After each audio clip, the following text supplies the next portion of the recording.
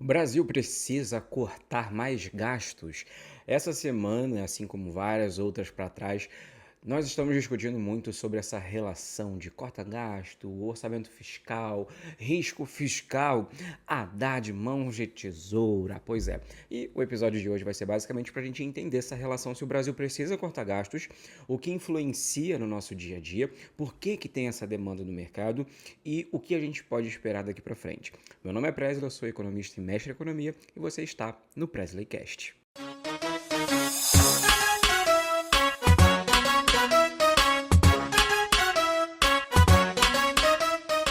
Mais um episódio saindo fresquinho, tal qual ovo do cu da galinha. E a gente vai conversar hoje sobre essa relação entre os cortes que estão falando por aí, o mercado de um lado querendo falar: ei, governo, para de gastar, vai acabar com tudo, o nosso dólar, os nossos milhões, os nossos bilhões. E do outro lado, a galera, né, principalmente vários movimentos já se reuniram, já estão emitindo nota de repúdio, nota para ainda estou aqui e várias outras coisas. Nós estamos falando muito sobre vários temas para lá de relevantes, como a questão da escala 6 por 1. Só que a gente precisa também lembrar que algo muito importante também está em discussão, que são os cortes, né?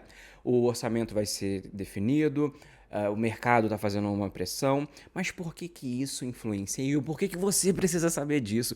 Porque afinal de contas é o seu botão que está na reta. Mas antes de mais nada, eu queria falar com vocês que este episódio está sendo patrocinado por quem? Nada mais, nada menos que a minha, a sua, a nossa Live Up. Se você dar uma conferidinha aqui, se você estiver assistindo pro vídeo, você vai dar uma olhadinha no que eu tô mostrando aqui na tela, que não deixa mentir, que é uma marmitinha de frango assado com molho de tomate e queijo, arroz branco e batata assada.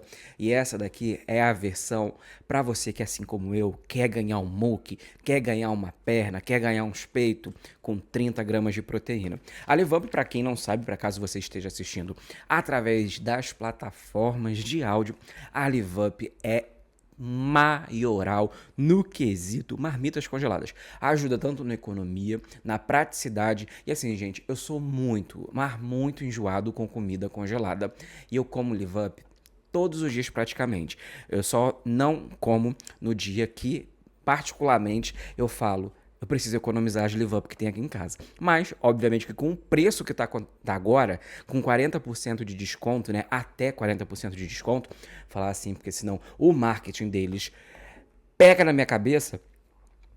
Você pode economizar e você pode, sempre que acabar, você pode repor o seu estoque.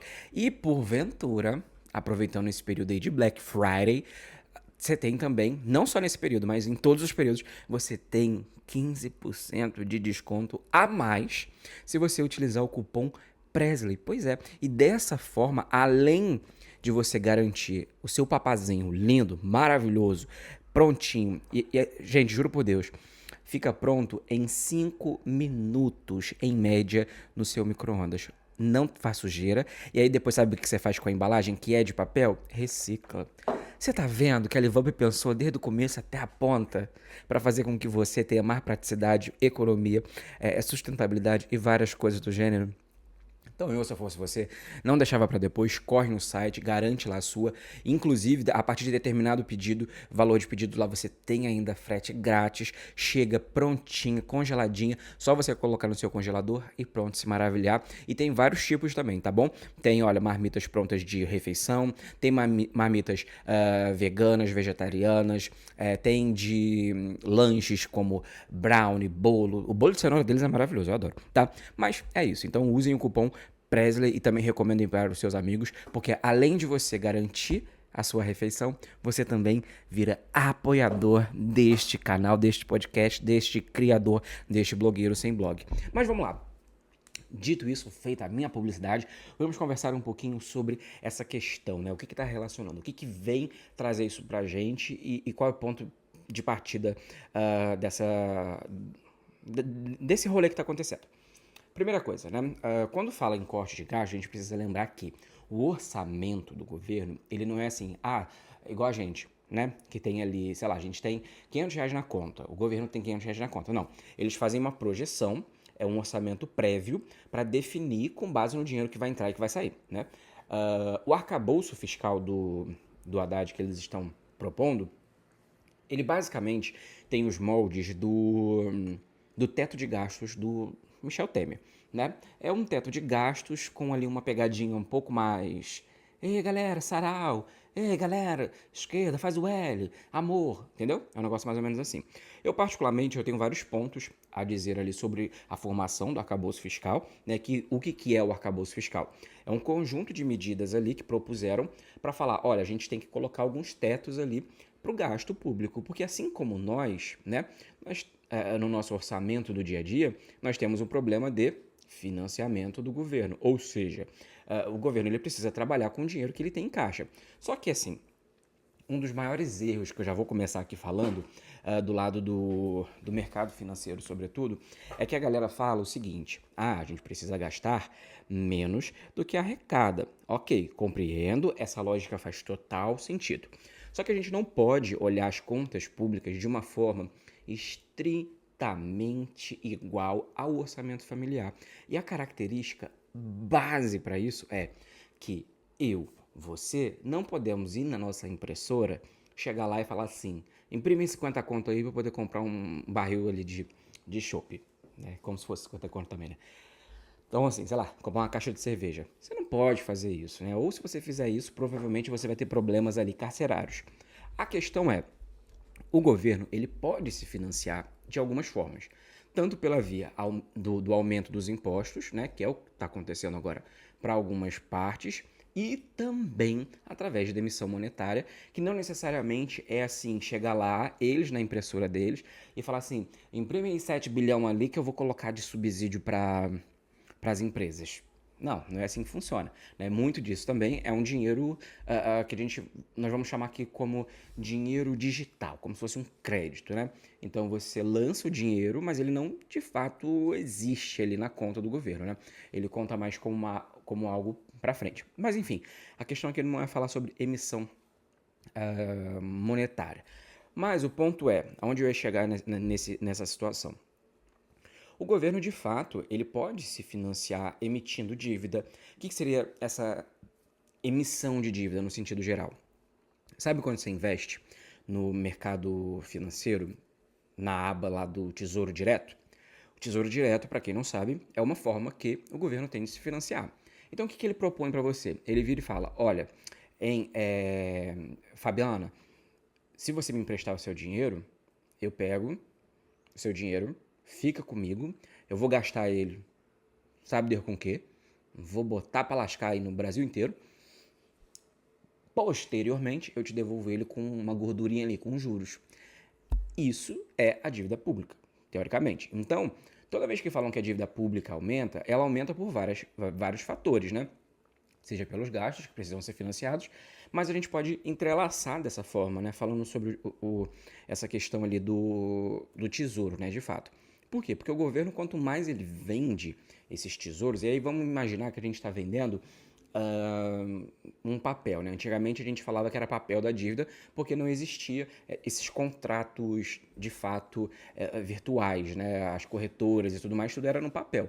Então, quando você queria comprar um tesouro, né, um papel do Estado, um papel do governo, você ia lá na casa de corretagem, na casa do tesouro, geralmente isso se fazia nos bancos, pegava o papel e ficava para você ali como se fosse uma declaração mesmo, como se fosse um cheque que alguém te dava para você comprar e você retirar, na verdade, depois esse dinheiro com essa capinha de gordura que seriam os rendimentos a juros, né? Então, a dívida aumenta conforme vende-se mais, então o governo fica mais endividado com as pessoas, com a sociedade, da mesma forma que ele também aumenta a dívida quando ele aumenta a taxa de juros.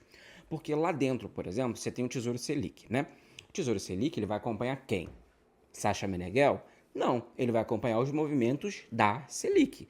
Então, se a Selic está aumentando, terão que pagar mais caro, ou seja, gastar mais dinheiro, que vai sair do bolso de quem? Diz aí para mim, meu amor, qual é o seu nome? Pois é, porque vai sair do seu bolso também. Nossa, Preza, então eu pago de imposto para poder ir para o Tesouro Direto, para grandes e bilionários ganharem dinheiro? Pois é, meu amor, veja só como é que funciona o sistema financeiro. Então, a situação basicamente aqui, de uma forma bem explicadinha, bem rápida, de como funciona essa questão também da dívida pública relacionado ao Tesouro, ela vai funcionar dessa maneira, né? E o ponto de raciocínio aqui que eu queria falar do financiamento é esse, de que a gente não pode comparar o orçamento familiar com o orçamento público, porque nós não temos na nossa casa a capacidade de nos financiar e de arrumar mecanismos para isso. Agora, o que a gente pode fazer, obviamente, é trabalhar mais, é vender uma coisa, vender outra, só que vai chegar um momento que a gente tem ali um determinado teto, né?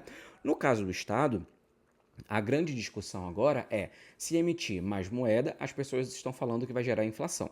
Se porventura vende mais título, isso vai fazer com que há o endividamento. O que está acontecendo de fato agora nesse momento, porque o Tesouro está pagando muito mais porque querem mais dinheiro para poder investir, né? Então, diferente do que a Faria Lima está dizendo, quando a gente está falando de gasto público, a gente precisa dividir isso entre gasto e investimento. Então, isso vai nortear bastante as coisas que nós vamos conversar aqui, única e exclusivamente, porque quando a gente fala de corte de gastos, o presidente Lula já juntou uma galera, juntou vários ali ministros da área de planejamento, da área de... Deixa eu ver aqui que eu anotei essa desgrama. Várias áreas como a parte de previdência, saúde, educação, trabalho, desenvolvimento social e chamou também os militares. Por quê? Porque segundo o que Luiz Inácio Lula da Silva, o maior líder da América Latina, segundo dizem os especialistas da área da sociologia e da política brasileira, ele disse o seguinte, ele falou, olha, eu vou sair passando facão em todo mundo, ninguém vai ficar de fora, né? Porque o que acontece? Voltamos aqui a uma discussão um pouco mais crítica do que analítica, né? Aqui agora é uma opinião um pouco mais minha, que algumas pessoas podem até concordar ou não, e tá tudo bem, né? Eu vejo que há muita facilidade ao longo das últimas décadas, né, que eu posso falar assim. Eu vi bastante essa sensibilidade menor dos gastos com a base. Por quê? É muito fácil cortar dinheiro da saúde, da educação. E isso aconteceu tanto nos governos do Lula, da Dilma, do Bolsonaro, aconteceu também no Temer, aconteceu e também está acontecendo agora, né? Por quê? A articulação dessas pessoas sempre foi, dessas pessoas que eu digo da base, né, da economia, sempre foi menor.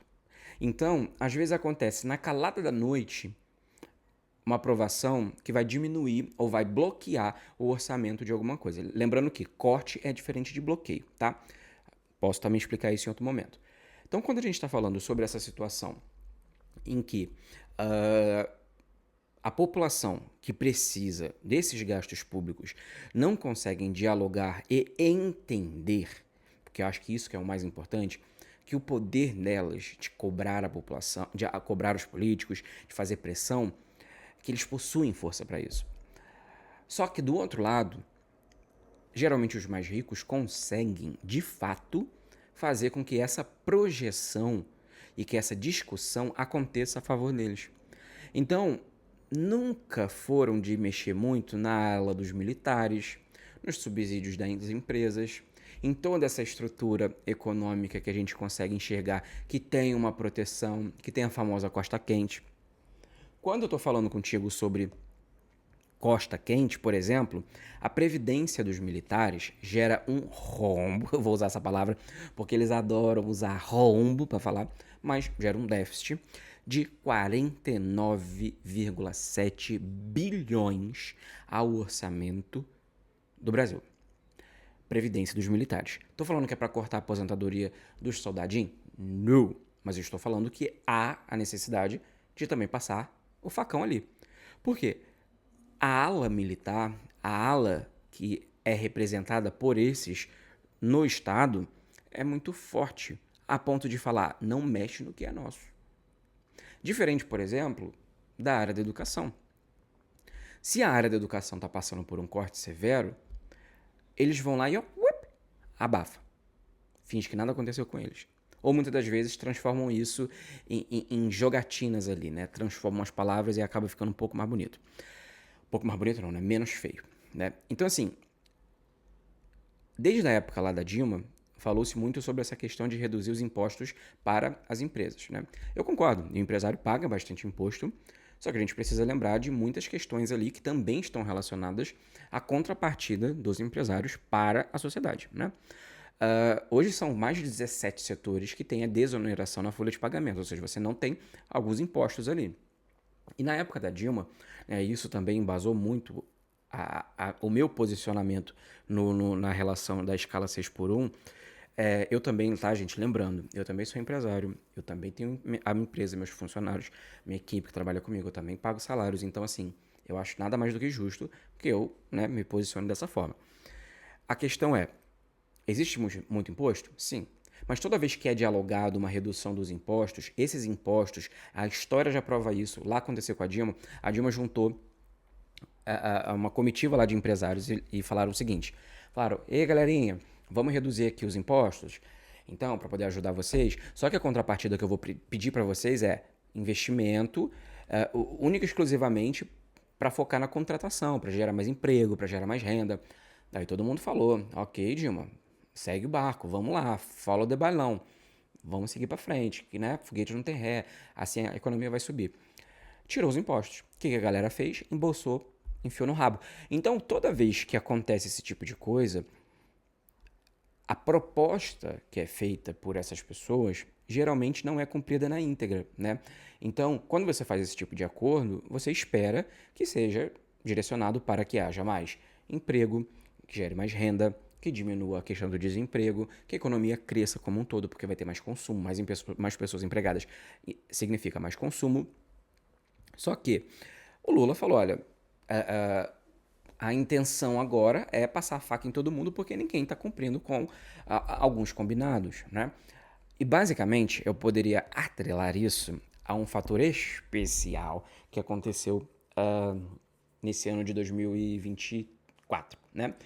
Segundo uma pesquisa que aconteceu, uma pesquisa feita em Minas Gerais, mas com dimensão nacional, a popularidade do Lula em janeiro foi de 55, daí em maio caiu para 51 e em novembro caiu para 50, ou seja, a aprovação dele está diminuindo. Não caiu a nível histórico, tal qual foi com a Dilma, né, que foi, se eu não me engano, acho que ela foi o maior tombo que teve assim na história de popularidade, né, desde que começaram a contar, mas ainda assim é uma queda. E isso fez, na minha humilde opinião, com que o Lula tivesse um apego maior às causas que o elegeram, né? Porque assim, eu sempre costumo falar que eu acho até burrice a pessoa quando fala, vai lá nos meus comentários nas redes sociais. Inclusive, se tu não me segue lá, faz esse favorzinho, @eupresley, tá? Todas as redes sociais, Instagram, Twitter, TikTok, LinkedIn, Facebook, YouTube, tudo, tá bom? Jogou Eu Presley lá, tu me acha, tá bom? Por favor, dá esse follow lá, porque eu tenho conta pra pagar. A luz, ó, tá cara, bandeira vermelha. Outra bandeira lá que eu não sei, mas do mesmo jeito tá cara. Enfim, quando o Lula, né, eu falo sobre isso, essa questão do Lula, que ele é pai dos pobres, mas é mãe dos bancos, é basicamente porque ele tem esse diálogo muito forte com as pessoas, né, mais pobres, mas ele também, meu filho, ó, de um lado ele tá comendo tapioca com a Dona Maria, mas caviar com a galera da famosa Faria Lima, né? E aí, eu acho que isso fez com que ele desse um estalo do tipo, opa, a aprovação tá caindo, a gente precisa fazer alguma coisa. Aí ele já logo deu ali a entender, né? Não tem nada concreto do que a gente pode esperar, mais uma vez, né? Esse vídeo está sendo gravado, né? Esse podcast está sendo gravado. Esse podcast não, né? Eu sou muito ainda. Desculpa. Eu sou muito ainda amador, né? Não é esse podcast, é esse episódio. Eu vou melhorar. Estou ainda trabalhando nisso, tá? Inclusive, tá, gente? Se você ainda não deu 5 estrelas, o que você está esperando? Caiu um meteoro na sua cabeça? Pois bem, se você não dá as 5 estrelas, não deixar o seu like ou não seguir o podcast na plataforma que você esteja ouvindo, provavelmente aí eu vou estar torcendo para cair um meteoro, tá bom? No seu dedinho mindinho. E aqui a gente trabalha com ameaça. Então, se você não fizer isso e não compartilhar com pelo menos uma pessoa, provavelmente você vai ter problemas no mindinho aí, né? E aí a culpa já não vai ser minha. Então, assim, o governo Lula viu que a sua popularidade estava diminuindo, então eu acredito que essa redução e essa flexibilização em relação aos cortes de gastos e tudo mais tem também um quê ali de político, né? E é isso que eu falo sempre, né, cara? Quando a gente tá falando de política, nem sempre é um plano de Estado, mas às vezes pode ser um plano de governo, né? O que significa isso? O que é um plano de Estado, né? Um plano de Estado é você pensar na economia, independente se é PT, se é PSB, se é PSOL, se é PL, se é a puta que pariu. Não, o que você vai fazer? Você vai pensar única e exclusivamente na ideia de que, olha, a gente vai precisar fazer o que for feito, o que precisa ser feito para gerar melhoria na economia, né? Só que o plano de governo é diferente. O plano de governo, por exemplo, a galera fala: olha, não vamos mexer em determinadas pautas porque isso tira um pouco do meu poder político, tira um pouco do meu capital político. O que seria isso? As pessoas falam: pô, Lula, tá querendo cortar o Bolsa Família? Não vou votar em você na próxima. Daí ele já fala: não, galera, vou dar Bolsa Família pra geral. Então, único e exclusivamente, você tem essa relação, né? O que é um plano de governo, o que é um plano de Estado, né?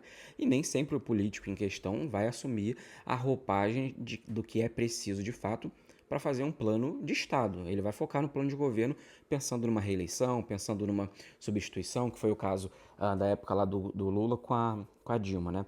Ele adotou várias políticas lá focando em enfiar a Dilma no Planalto, né? Mas a questão é a seguinte: quando a gente está falando sobre essa estrutura da por que a gente precisa avaliar como um todo, e essa postura do Lula foi uma postura que eu achei que foi política, né? Ela chegou tarde.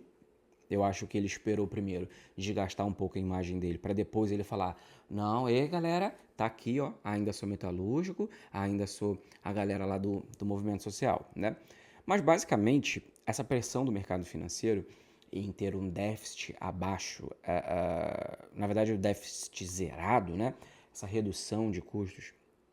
Óbvio que a gente não pode ficar aqui filosofando sobre coisas que a gente não pode provar. Mas eu acho que assim, vamos lá, alguns fatos, né? A nossa bolsa, a B3, que é a bolsa que tem aqui em São Paulo, ela é a terceira. Desculpa.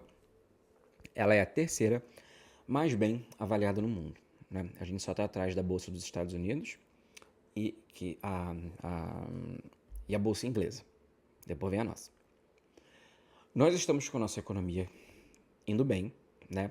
Ah, mas eu tô sentindo no preço do coisa. Por que as coisas estão caras? Se vocês quiserem, eu posso fazer um episódio só com isso, só explicando as coisas que estão caras, o que está acontecendo e, né? Toda essa trajetória. Nós temos um PIB crescendo, o desemprego caindo, a inflação, ela tá acima da meta? Tá acima da meta, mas ela não tá estourando na boca do balão, né? Por exemplo, não estamos falando de uma inflação de 12, 13%, 11, 9, 7.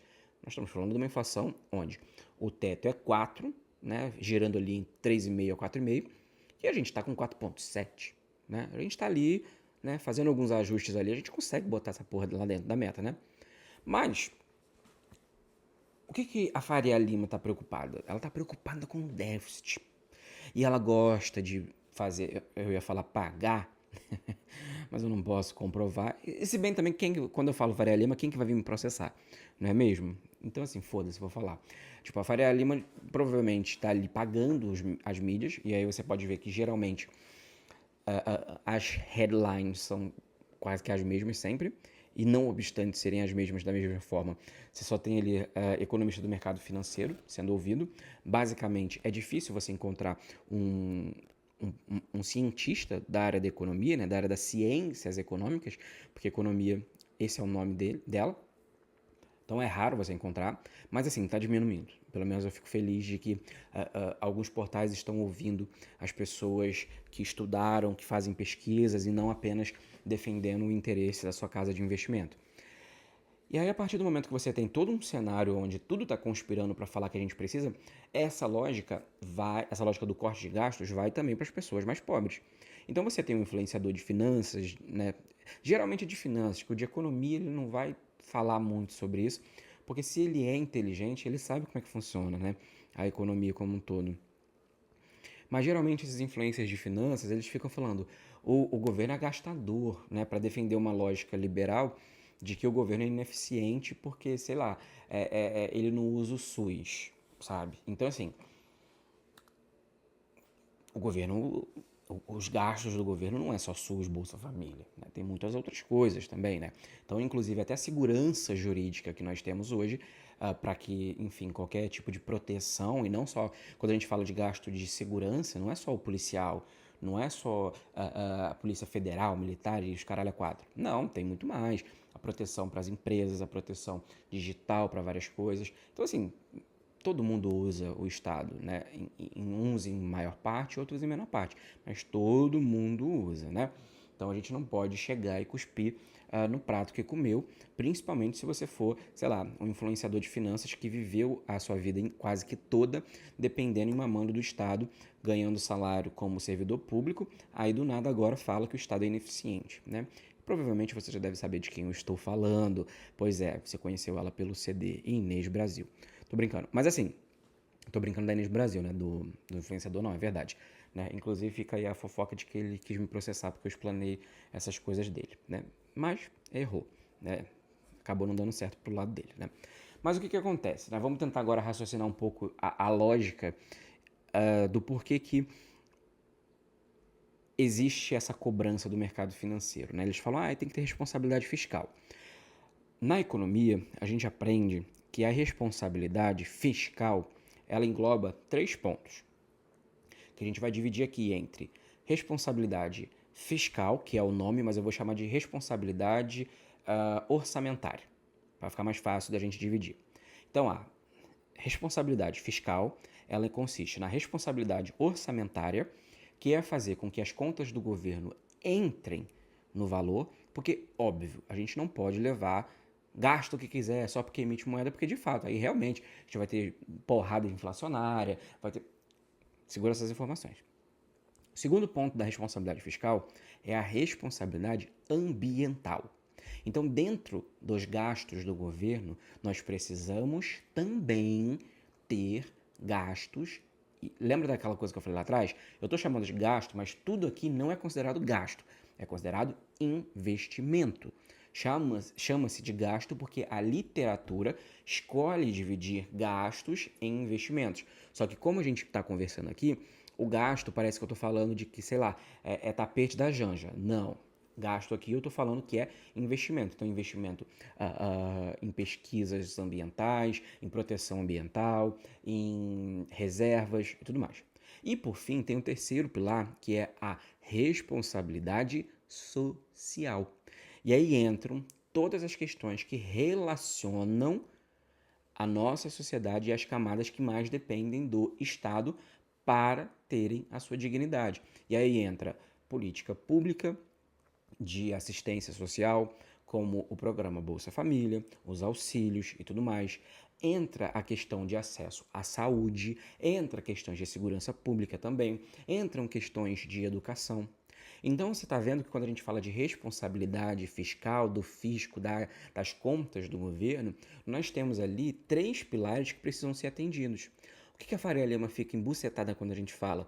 Que vai aumentar, por exemplo, política social, que vai construir mais escolas, que vai fazer com que haja mais acesso à educação, que vai ter mais financiamento estudantil. Eles ficam para morrer, porque eles falam que vai aumentar, vai estourar a conta do governo. Só que assim, nós temos ali experiências internacionais que mostram pra gente na forma mais clara de que a galera não tá nem aí pra hora da paçoca, se tá gastando, se a dívida tá alta, se a dívida tá baixa. Por exemplo, os Estados Unidos, eles comem dinheiro solta, eles não estão nem aí. Por quê? Porque o que eles estão fazendo é investimento na estrutura, na base. Da mesma forma, o Japão, se não me engano, a dívida deles ultrapassa 260% do PIB. Tem noção do que é isso? Isso é um valor extremamente alto. E os caras estão investindo a beça, única e exclusivamente porque a proposta não é ficar, as contas públicas, não sei o que, não sei o que lá, porque o dólar, não sabe, não. Única e exclusivamente porque, cara, há essa diferença nítida. Na economia nós temos a máxima de que não existe crescimento sem crédito. O que significa isso? Se você, por exemplo, né, vamos levar a ala micro para a gente entender o macro, né? Quantas pessoas hoje possuem grandes empresas porque pegaram empréstimos?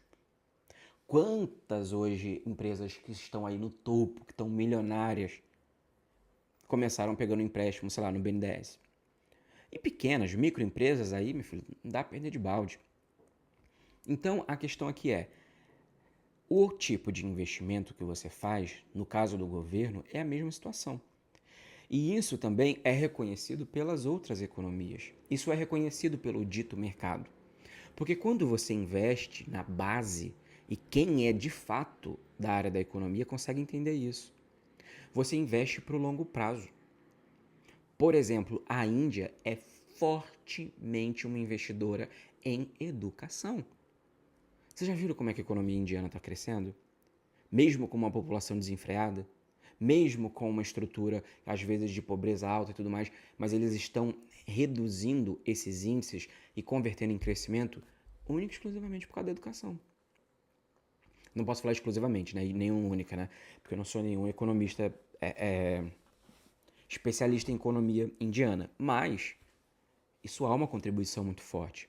Inclusive para a ascensão da economia indiana dentro de outros países, se tornando inclusive cenário de preocupação no futuro para várias outras economias mais fortes.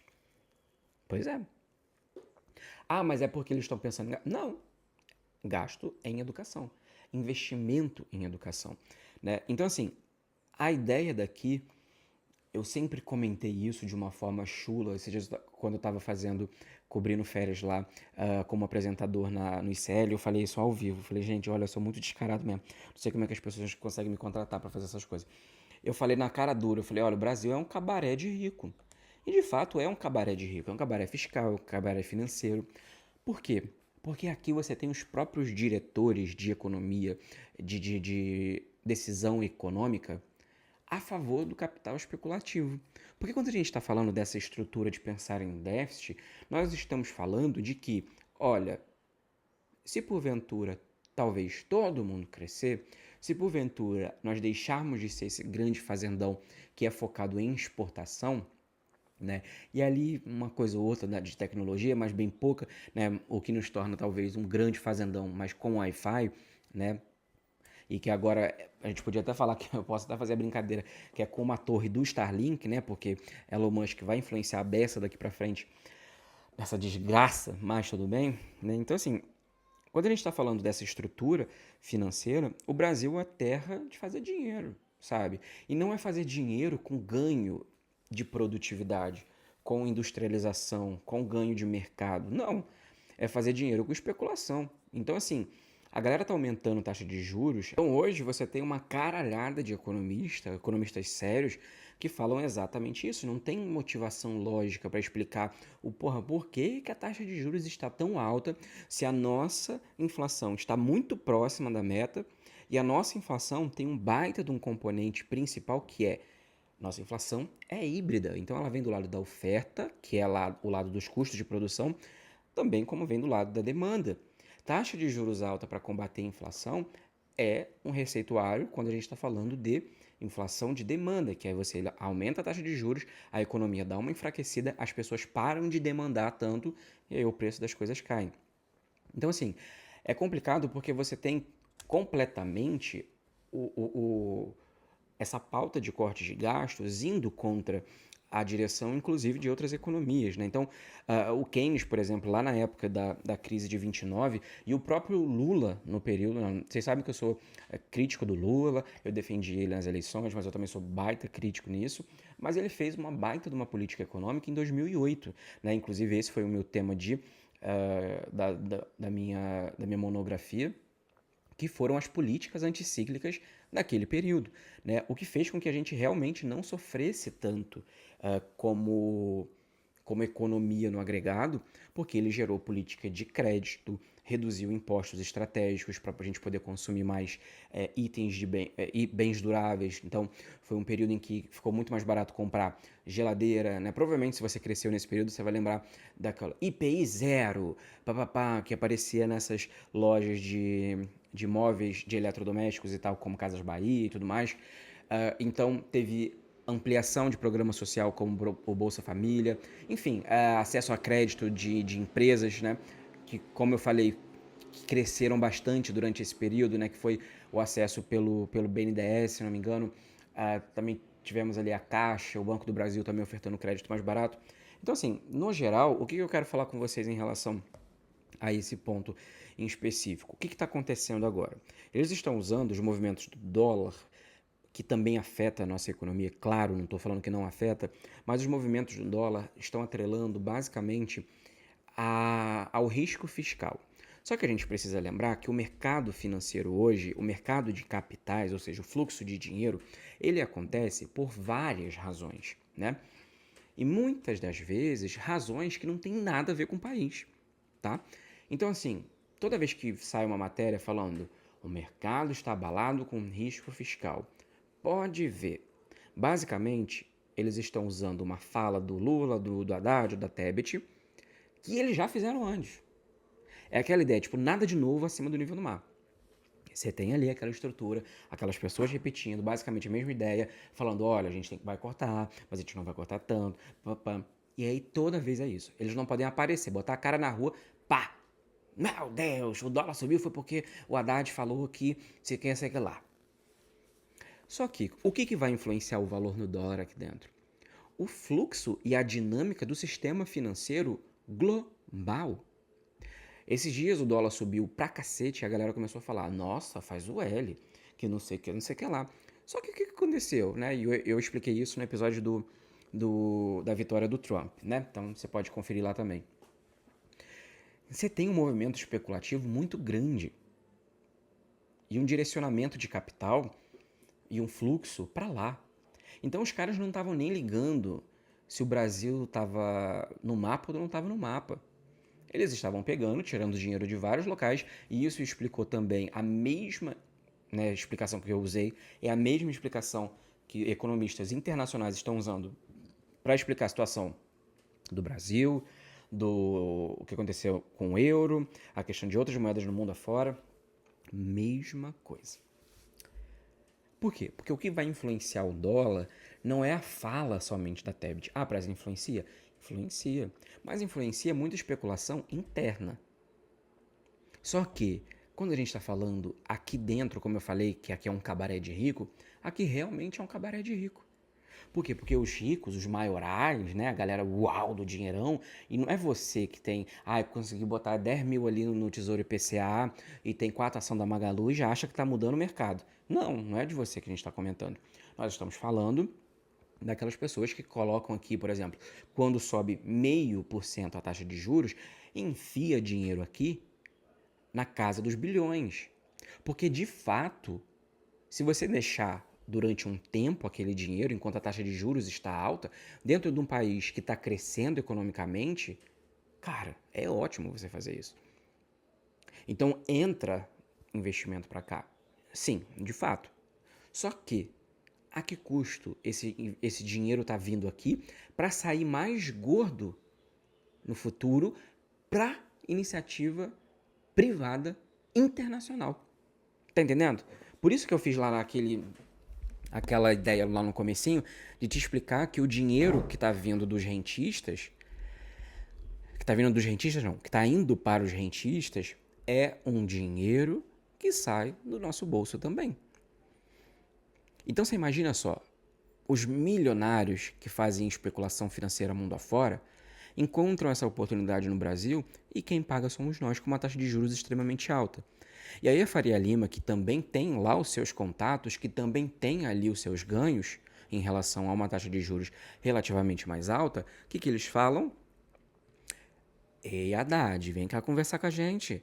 Que história é essa aí de que não vai cortar tanto gasto e de que vai ter déficit? Lembrando que os 4 anos do governo Bolsonaro, eles bateram muito no peito sobre o superávit, né? De que a Petrobras ficou superavitária, de que as contas públicas ficaram mais fortes. Só que lembra que a galera tava comendo osso?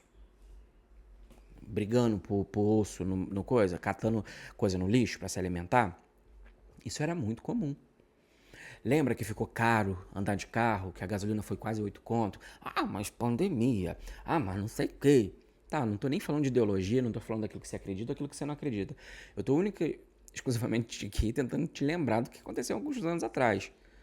E você tinha uma inflação alta nesse contexto e o governo tirando investimento público. Então, quando você vem, você troca a orientação do governo e você tem um governo que é mais focado em investimento nas bases do que você fortalecer a base, o topo, que foi o que o governo Bolsonaro foi, né? Lucro recorde de banco, não que o Lula fique muito atrás nessa situação, mas, por exemplo, o número de milionários e bilionários aumentando, por isso. Então você vai ter, sim, o déficit já era esperado, e eu já falava isso desde a época que falavam que o Lula poderia ganhar. Por quê? É conta básica. Você imagina só, você tem ali, você passou anos deixando de investir na sua casa. A tintura fica ruim, a pintura, né, da casa, tintura acho que é carro. A pintura da sua casa fica ruim, os eletrodomésticos começam a falhar, sua televisão fica obsoleta, seu sofá fica com furo, as paredes de fora. O que você faz quando você começa a focar um pouco mais na sua casa? Você não vai gastar mais dinheiro? A ideia, óbvio que não é comparável, mas para fins ilustrativos é basicamente isso. Então, a visão da Faria Lima, na minha opinião, é a partir do momento que você baixa a taxa de juros, que você tira mais dinheiro dos ricos para dar para os pobres, você tem uma orientação menor de ganho especulativo. Só que a gente precisa lembrar também que a economia brasileira, ela também consegue ter aportes de investimentos, e se eu não me engano, acho que em agosto nós fomos o segundo maior destino, agosto ou setembro, se eu não me engano, ou nesse ano, no primeiro trimestre, eu não lembro agora qual é o recorte de tempo, mas tivemos ali um tempo considerável em que nós fomos o maior portador de investimentos, mundialmente falando, só perdendo para os Estados Unidos, que é a maior economia do mundo, tá? Isso explica por quê? Porque quem está de fato na roda dos investidores e não somente quer ganhar dinheiro hoje, né? Está vendo que a economia brasileira é uma economia subdesenvolvida, mas com potencial de ganho em escala quando você tem um investimento na base. Quando você tem investimento de capital financeiro estratégico. Note que aqui o que eu estou falando não é gastar de uma maneira desenfreada, num gasto sem uma estratégia por trás. Porque eu acho que isso de fato não vai trazer nada, não vai agregar nada de fato, né? Só que o que está afetando de fato o dólar, o que está afetando de fato a questão financeira, não é se gasta ou se não gasta. Essa é uma desculpa que estão utilizando, a Faria Lima principalmente gosta muito de utilizar isso, meio como uma camuflagem para dar um porquê ali, do porquê que precisa aumentar a taxa de juros, né? Mais uma vez, a inflação, ela precisa ser feita, ela precisa ser resolvida, na minha opinião, como economista, de uma forma um pouco mais dificultosa, muito mais elaborada do que apenas aumentar a taxa de juros. Porque, como eu falei, você tem um lado da oferta também, né? Então, o preço do tomate esses tempos atrás que aumentou muito, não foi só porque, ai, nossa, todo mundo agora começou a comer tomate. Não, foi por causa de problema de safra, foi por causa de problema de chuva, então reduziu. E aí como que você faz para equiparar esse valor? Então você age do lado do custo. Só que o Banco Central vai lá e pimba, mete a taxa de juros no cu da galera. E aí a gente fica nessa de, tá, o que que faz, o que que não faz? E aí quando você é a favor de política pública, né? E aí provavelmente se você cresceu nos anos 2000, você vai conhecer, ou você foi assim também, que a sua realidade econômica mudou um pouco por conta de políticas que defendiam a base, né? Então, já tem inúmeros estudos, inclusive o meu, eu tenho artigos publicados também em revista científica explicando exatamente isso, do impacto do programa Bolsa Família na redução da pobreza. E se você tem menos pessoas na zona da pobreza, na extrema pobreza, passando fome e tudo mais, você tem pessoas consumindo, né? Então hoje tem ali o que chamam hoje dos filhos do Bolsa Família, de pessoas que estão hoje comprando casas, estão viajando, estão empreendendo, estão... eu fui uma pessoa, né? Eu esqueço que às vezes eu comento essas coisas. Mas a minha família, durante um período, a gente recebeu o Bolsa Família. Eu lembro lá da minha mãe com um cartãozinho sacando R$ 50 e isso ajudava. E isso era uma forma que hoje, por exemplo, eu consigo ver que me trouxe mais acesso à educação, que ajudou nas contas de casa, facilitou. E hoje, talvez a gente não esteja mais naquele patamar e a gente pode falar que foi o programa Bolsa Família que ajudou. Ah, foi só o Família? Não. Então, por isso que eu falo que a gente não está aqui defendendo, né? Tipo, a gente não, né? Tipo, eu estou aqui falando do gasto, defendendo um gasto sem moderação. Tipo, dá ali um cheque em branco e deixa o governo gastar como queira.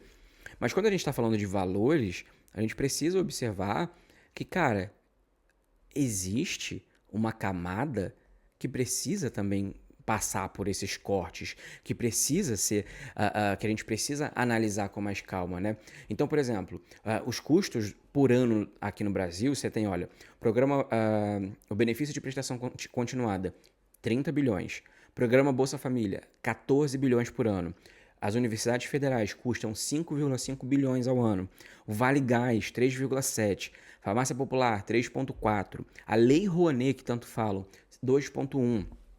Você tem ali o SAMU, né? A área da saúde, cara, 1,7. Tudo isso totalizando 60,8 bilhões de reais. Sabe quanto que custa as isenções fiscais empresariais? Quase 100 bilhões de reais. Sabe quanto custa as emendas parlamentares, que é aquele dinheiro que fica lá rodando entre os políticos para decidir se vota ou não vota? Cerca de 44 bilhões de reais. Sabe quanto que a gente gasta quando a gente paga para as Forças Armadas para ficar lá segurando uma arminha na mão e ficar pagando de coisa? 86 bilhões de reais. Somando isso dá 229 bilhões de reais. Então pega todos esses custos que eu falei agora, você tem ali aproximadamente 4 anos. Com um ano desses 3 pontos que eu falei, você tem o equivalente a 4 anos de BPC, Bolsa Família, Universidade, Vale Gás, Farmácia Popular, Lei Rouanet e SAMU. Daí eu te pergunto, por que é mais fácil cortar BPC? Por que é mais fácil cortar da área da saúde? Por que é mais fácil não anexar ao salário mínimo determinados salários públicos? Então o que você tem? Você tem as Forças Armadas, empresariais e os políticos defendendo muito mais e muito fortemente os seus interesses. Presley, eles estão errados? Não. É a população como um todo que deveria também fazer isso. O lado dos políticos eu fico muito mais embucetado, por quê? Porque eles estão lá, né, teoricamente, para defender os nossos interesses. Só que eles estão lá sendo financiados, campanha está sendo financiada, está tendo ali vários acordos, está ganhando por trás. Para quê? Para defender o interesse da classe que está dominando o Brasil. Desde que Pedro Álvares Cabral chegou aqui carregando da gente ouro e uma porrada de pedra preciosa para o Brasil, os carai, e trazendo para cá o quê? Espelho, escova de cabelo. Então assim, eles fazem a gente de otário desde a época que chegou aqui. E aí que entra essa questão, né, do porquê que as pessoas falam, mas o corte de gasto, ele precisa ser repensado e tudo mais. E a pressão precisa ser feita e precisa ser discutida, porque o arcabouço fiscal, né, que é um nome um pouco mais esquerdarizado para o teto de gasto do Temer, ele vem justamente para poder confrontar esses pontos, né? Então, para satisfazer o mercado, milhões de brasileiros acabam tendo problemas e cortes em escolas, hospitais, redes de segurança. Então você tem uma árvore que está sendo podada fora da época de poda, né? Que não precisa ser podada. Enquanto você tem ali erva daninha subindo a torta de dado para tudo que é canto, então nem com a hora do Brasil, sabe? Então nem aí para paçoca. Então, por que eu falei, olha, a gente precisa fazer um episódio para isso, para esclarecer um pouco essas relações, né? De que, olha, essa fixação por déficit zero é para agradar mercado financeiro. É para trazer conforto para que essas pessoas que estão lá extremamente mamando nesse, quase que literalmente, né? Para alguns casos isso é literalmente, mamando nas tetas do mercado financeiro brasileiro, sabe? Nesse grande cabaré de rico. Então, quando a gente está falando sobre cortes de gastos, a gente precisa entender que realmente algumas áreas, os super salários, as questões que, né, que eu vi que recentemente o Lula falou, a questão dos militares, as questões dos super salários, as questões também do judiciário, as questões também de passar pente fino em aposentadoria, por exemplo, de filha de militar, que não casa no papel para continuar ganhando a pensão, enfim, de 5 dígitos, né, de mais de 10 mil conto de familiar que era militar. Então você tem muita falcatrua dessa, né? Então realmente eu concordo de um lado você cortar determinadas coisas que podem sim estar relacionados a valores, a situações que podem gerar problemas sim para a economia e que podem estar ali relacionados a fraude, golpe, o escambau, mas também é preciso entender que no topo da pirâmide também tem muito cambalacho que nós como população pagamos.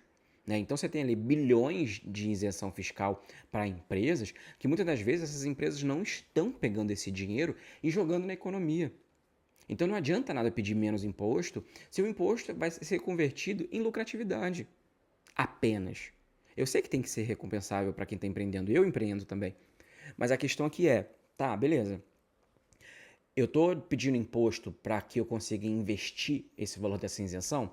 Porque como eu falei aqui, são, né? Deixa eu pegar o dado aqui de novo que eu tirei. Você tem quase 100 bilhões ao ano de isenção fiscal. Você imagina se esse dinheiro fosse reinvestido na economia. Só que não é. Ele vai virar imóvel especulativo, e aí a galera começa a comprar casa e deixar vazia, começa a fazer, como é que fala? Eu esqueci o nome, offshore, começa a botar dinheiro fora, começa a fazer dinheiro próprio. E aí quando fala e toca na aba de vamos tentar taxar os mais ricos, ou vamos trabalhar um pouco melhor a questão da herança, que aqui no Brasil também é outro cabaré, né? Diferente dos Estados Unidos e outras regiões que tributam muito mais. Ai, meu Deus do céu, vai acabar, vai foder com a economia. Vixe, Maria, botou a mão ali nos mais ricos, o rico vai... Piu! Ah, mas eu vi aquele influenciador de finanças falando que é ruim.